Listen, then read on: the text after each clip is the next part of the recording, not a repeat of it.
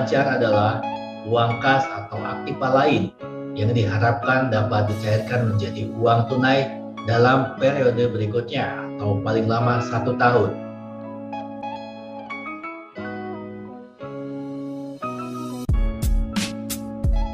Ya teman-teman, yang dimaksud dengan investasi juga dapat diartikan sebagai pengeluaran atau pembelanjaan penanaman modal atau perusahaan untuk membeli barang-barang modal dan perlengkapan produksi untuk menambah kemampuan memproduksi barang dan jasa yang tersedia dalam perekonomian.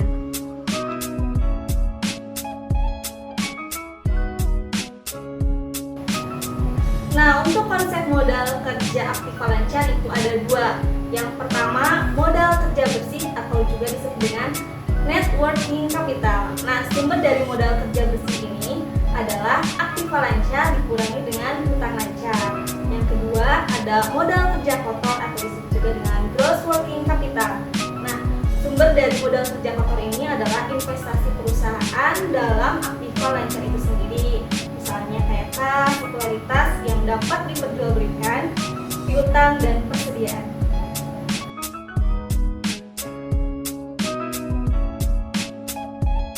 Manajemen investasi aktiva lancar. Bagaimana sih? Nah, jadi aktiva yang berubah menjadi kas memerlukan waktu lebih dari 1 tahun dan biasa disebut dengan capital budgeting.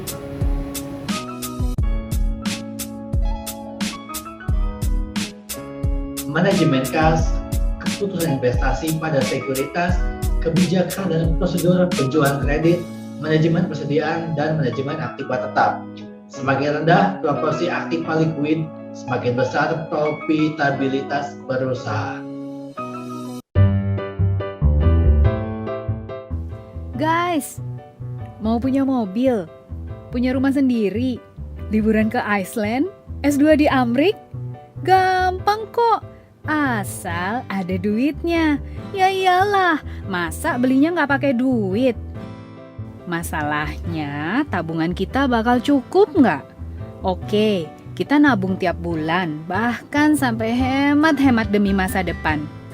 Tapi, apa 5-10 tahun lagi harga barang-barang masih sama?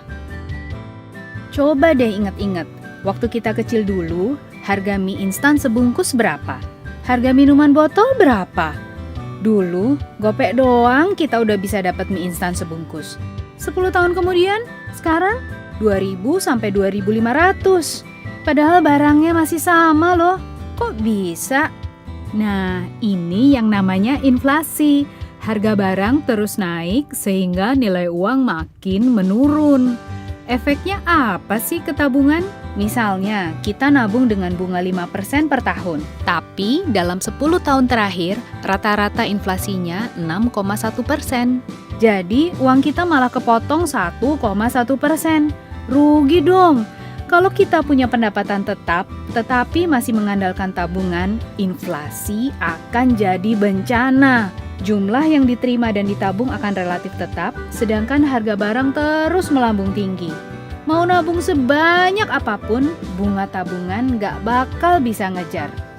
Nggak bakal cukup dong buat beli mobil, beli rumah, apalagi liburan ke Iceland dan S2 di Amrik. Sedih kan? Satu-satunya solusi untuk melawan inflasi jangka panjang adalah dengan investasi. Investasi adalah mengelola dana supaya menghasilkan keuntungan jangka panjang.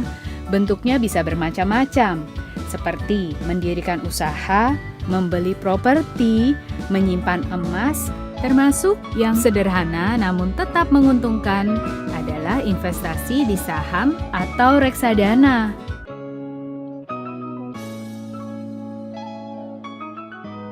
Ada 3 alternatif kebijakan investasi aktiva lancar. Yang pertama, kebijakan modal kerja yang longgar. Ini kebijakan ini menghendaki terjadinya kas, sekuritas, dan persediaan dalam jumlah yang sangat besar dan berupaya menggalakkan penjualan dengan kebijakan penjualan kredit yang longgar sehingga menimbulkan banyak piutang perusahaan. Nah, yang kedua itu ada kebijakan modal yang ketat. Artinya kebijakan ini berusaha meminimumkan jumlah kas, sekuritas dan persediaan piutang usaha dari suatu perusahaan. Yang terakhir adalah kebijakan modal kerja moderat.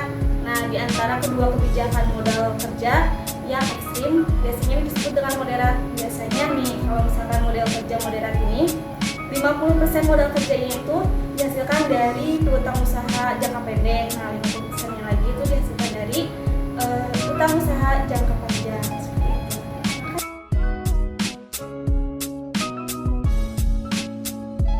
Nah, kali ini kita akan membahas bagaimana modal pembiayaan yang dibutuhkan oleh perusahaan. Nah, modal pembiayaan yang dibutuhkan oleh perusahaan itu ada dua loh. Yang pertama, modal kerja permanen. Yang kedua adalah modal kerja variabel atau musiman. Nah, kita akan membahas modal kerja permanen dulu ya. Modal kerja permanen yaitu pembiayaan yang dibutuhkan oleh bagian tertentu yang tetap dari aktiva lancar perusahaan yang tidak berubah sepanjang tahunnya loh. Nah, yang kedua nih, modal kerja variabel atau musiman, yaitu pembiayaan yang dibutuhkan dari aktiva lancar perusahaan yang bersifat sementara dan bervariasi sepanjang tahunnya.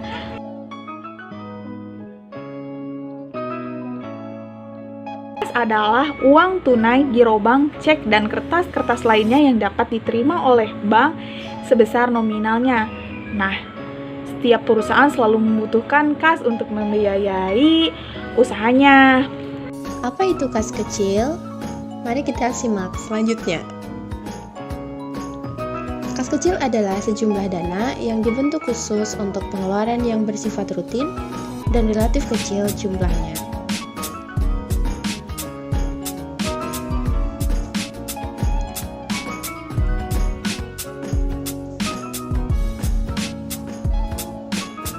Metode pencatatan kas kecil ada dua, yang pertama impres, dan yang kedua adalah fluktuasi.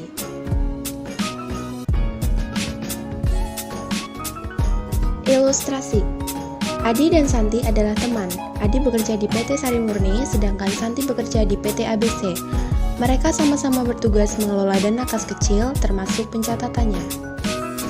Diasumsikan kedua perusahaan memiliki data rincian yang sama, yaitu sebagai berikut.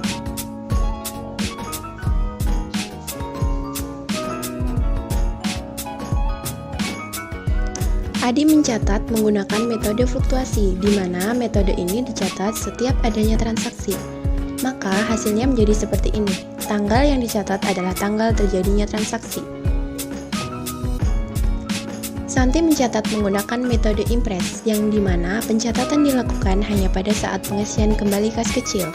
Tanggal yang dicatat adalah saat pengisian kembali kas kecil. Karena ada sejumlah transaksi yang dilakukan setelah masa tutup buku, maka untuk metode impres dibutuhkan jurnal penyesuaian di akhir periode 2009.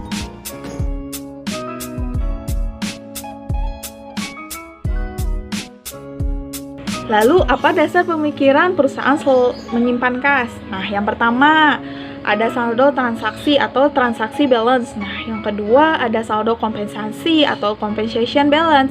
Nah, yang ketiga, ada saldo untuk berjaga-jaga, precautionary balance.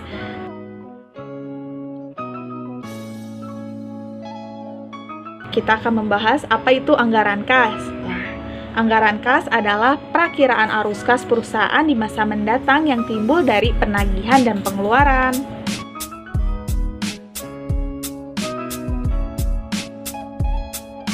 Melalui informasi ini, manajer keuangan dapat menentukan kebutuhan kas di masa mendatang bagi sebuah perusahaan. Merencanakan pendanaan untuk kebutuhan kas serta melaksanakan pengendalian atas kas dan likuiditas perusahaan. Anggaran kas dapat dibuat untuk interval waktu kapan saja, bulanan, tahunan, bahkan mingguan, tergantung kebutuhan perusahaan. Apa sih anggaran kas itu? Anggaran kas adalah perencanaan posisi kas dalam jangka waktu tertentu yang terdiri dari dua bagian, yaitu perencanaan penerimaan kas atau aliran kas masuk dan perencanaan pengeluaran kas atau aliran kas keluar. Manfaat manfaat anggaran kas.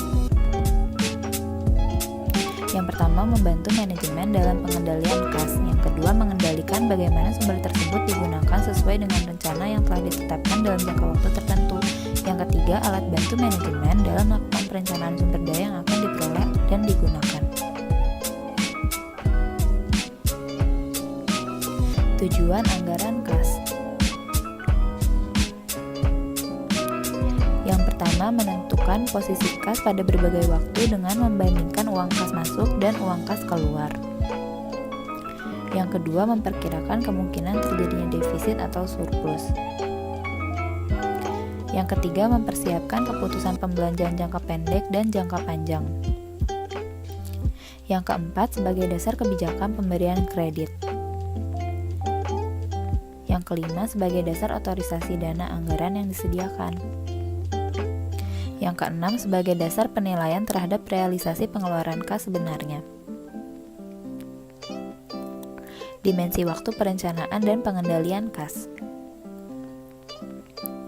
Biasanya perencanaan dan pengendalian kas meliputi 3 dimensi waktu, yaitu budget kas jangka panjang yang sesuai dengan dimensi waktu dari pengeluaran modal dan rencana laba strategis jangka panjang, lalu budget kas jangka pendek yang sesuai dengan rencana laba taktis jangka pendek, dan budget kas untuk operasional. Pendekatan penyusunan anggaran kas. Menurut Navarin, terdapat 2 pendekatan dalam penyusunan anggaran kas, yaitu yang pertama pendekatan kas masuk dan kas keluar, lalu yang kedua pendekatan akunting keuangan.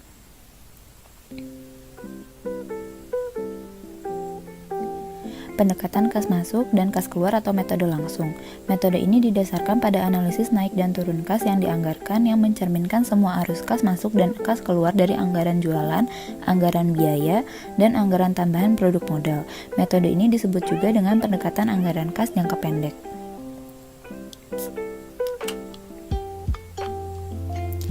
Lalu pendekatan akunting keuangan atau metode tidak langsung. Titik tolak dalam pendekatan ini adalah laba bersih diubah dari dasar akrual menjadi dasar kas. Metode ini dikatakan pendekatan akunting keuangan karena cara penyusunan anggaran kas berdasarkan ikhtisar laba rugi dan neraca yang dihasilkan akunting keuangan. Oleh karena itu, penyusunan anggaran kas didasarkan ikhtisar laba rugi dan neraca maka disebut metode tak langsung.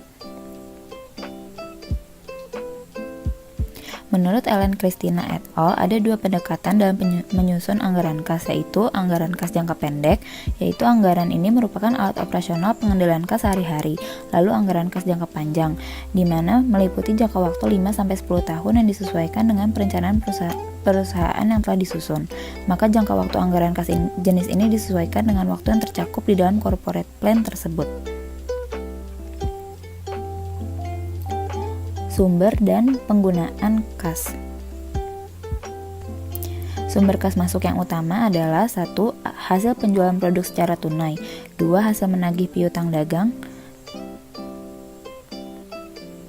3. Pendapatan lain seperti bunga dari bank, jasa giro, dividen, 4. Adanya pengurangan pada aktiva tetap seperti menjual aktiva yang tidak terpakai, 5. Adanya penerimaan yang bukan penghasilan seperti kredit dari bank, penjualan obligasi, dan lain-lain, hutang jangka pendek, 6. Penambahan modal sendiri oleh pemilik. Lalu penggunaan kas keluar yang utama adalah 1. Berbagai pembayaran untuk keperluan operasional perusahaan sehari-hari, 2. Pembayaran pada para kreditur baik berupa bunga maupun angsuran, 3. Penambahan berbagai aktiva tetap seperti pembelian aktiva tetap, 4. Pembayaran pada pemilik modal seperti pembayaran dividen atau pengembalian modal, 5. Pembayaran pada pemerintah seperti membayar pajak, cukai, materai, restitusi, IPEDA, dan lain-lain.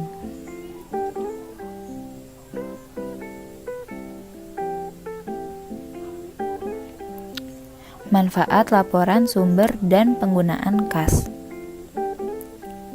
Laporan sumber dan penggunaan kas digunakan sebagai dasar dalam merencanakan kebutuhan kas di masa mendatang dan kemungkinan sumber-sumber yang ada, serta dasar perencanaan dan peramalan kebutuhan kas atau cash flow di masa yang akan datang. Menyusun anggaran kas jangka panjang. Anggaran yang meliputi jangka waktu 5-10 tahun yang disesuaikan dengan perencanaan perusahaan yang telah disusun. Anggaran ini berguna untuk mengetahui kemampuan perusahaan menambah sumber dana dari internal dan memperkirakan saldo kas pada akhir setiap tahun anggaran. Menyusun anggaran kas jangka pendek. Anggaran ini merupakan alat operasional pengendalian kas sehari-hari dengan jangka waktu yang telah disesuaikan dengan anggaran tahunan. Anggaran ini juga berfungsi sebagai alat pemberian otoritas kas keluar yang secara terus-menerus disesuaikan dengan arus kas masuk dan situasi keuangan.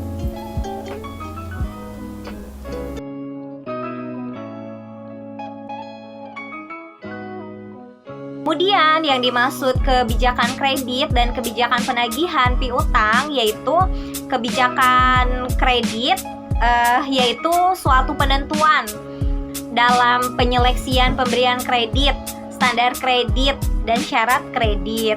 Nah, sedangkan untuk kebijakan penagihan yaitu pendekatan perusahaan untuk mengelola setiap aspek piutang dagang yang sangat dipengaruhi oleh kondisi persaingan.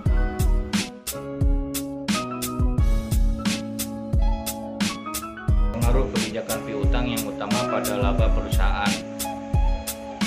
Untuk menganalisa pengaruh terhadap laba perusahaan, perusahaan perlu menyiapkan laporan laba rugi pro forma untuk setiap alternatif kebijakan yang akan dilakukan.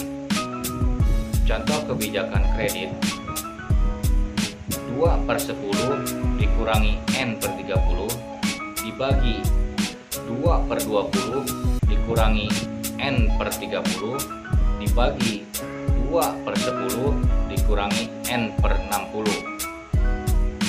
Standar kredit adalah persyaratan minimum untuk memberikan kredit kepada pelanggan.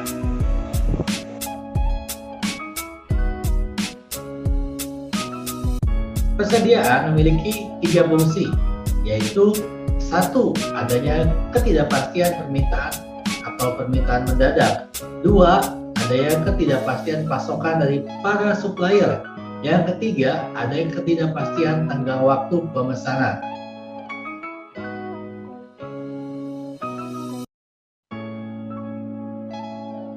Tujuan diadakannya persediaan.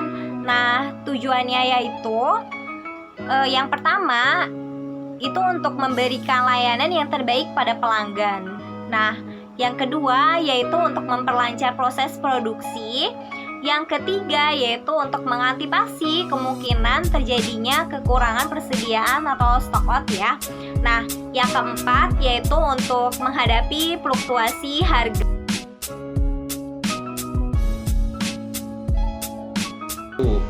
Biaya pemesanan atau ordering cost, yaitu biaya untuk mendapatkan bahan atau barang. 2. Biaya penyimpanan atau carrying cost atau holding cost, yaitu biaya modal, biaya simpan, dan biaya risiko. 3. Biaya kekurangan persediaan, stock out cost, biaya penjualan atau permintaan yang hilang akibat kekurangan persediaan. 4. Biaya yang dikaitkan dengan kapasitas biaya lembur, latihan tenaga kerja, biaya perputaran tenaga kerja. 5. Biaya bahan atau barang itu sendiri, biaya atas harga yang harus dibayar atas item yang dibeli.